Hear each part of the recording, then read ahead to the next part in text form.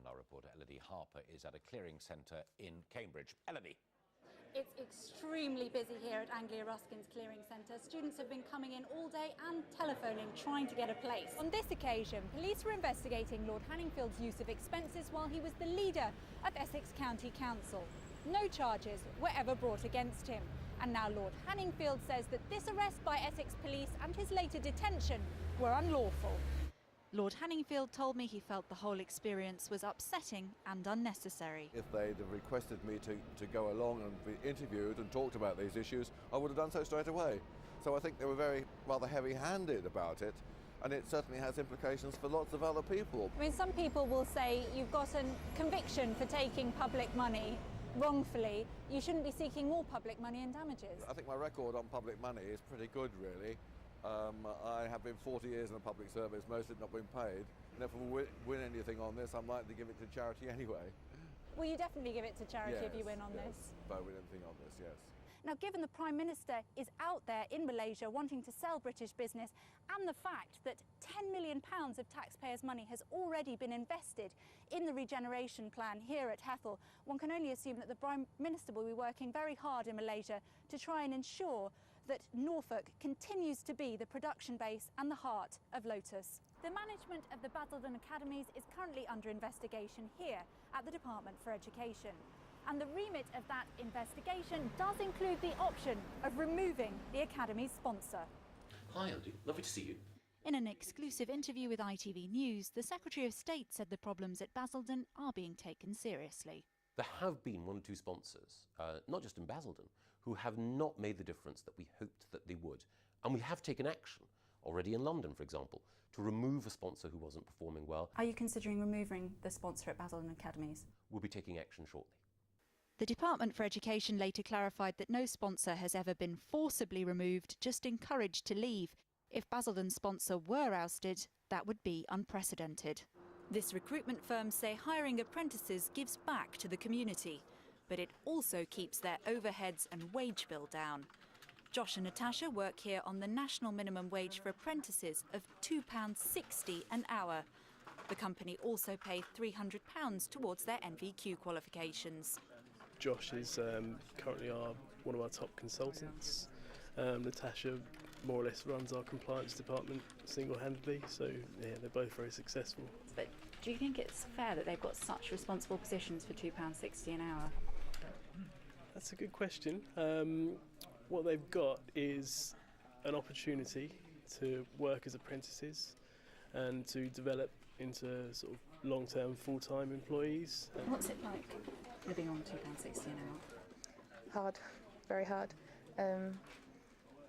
It's a lot of Sainsbury's value stuff at the moment, living on the breadline.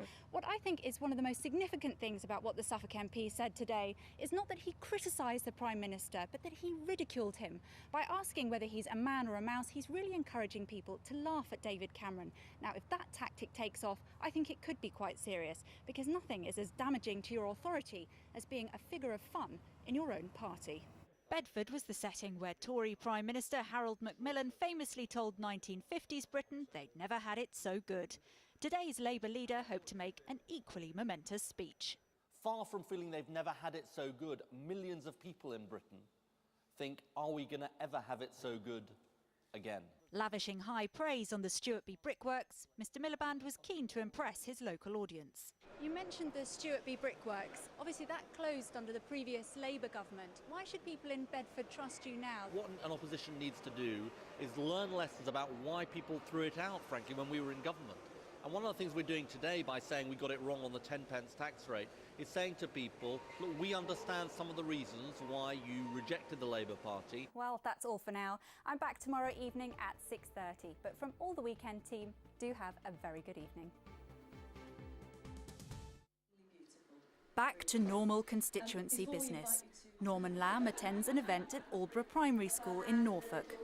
The children too young to understand yesterday's vote on fees, though many may be affected by it. What a difference a day makes.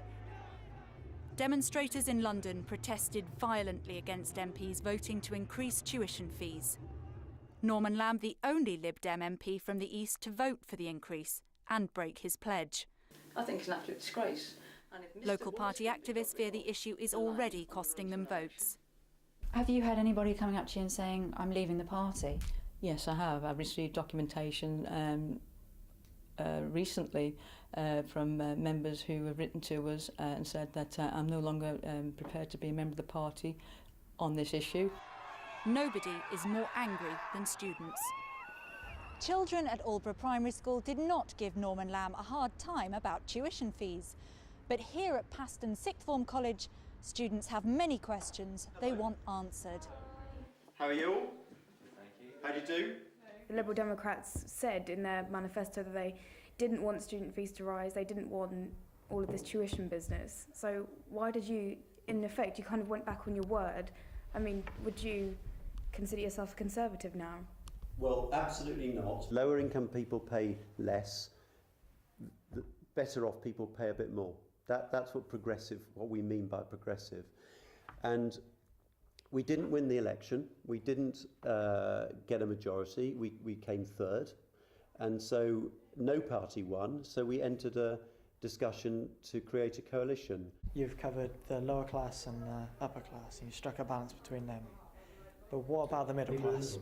Every graduate, however much they're earning, pays back less per month than they do under the current system.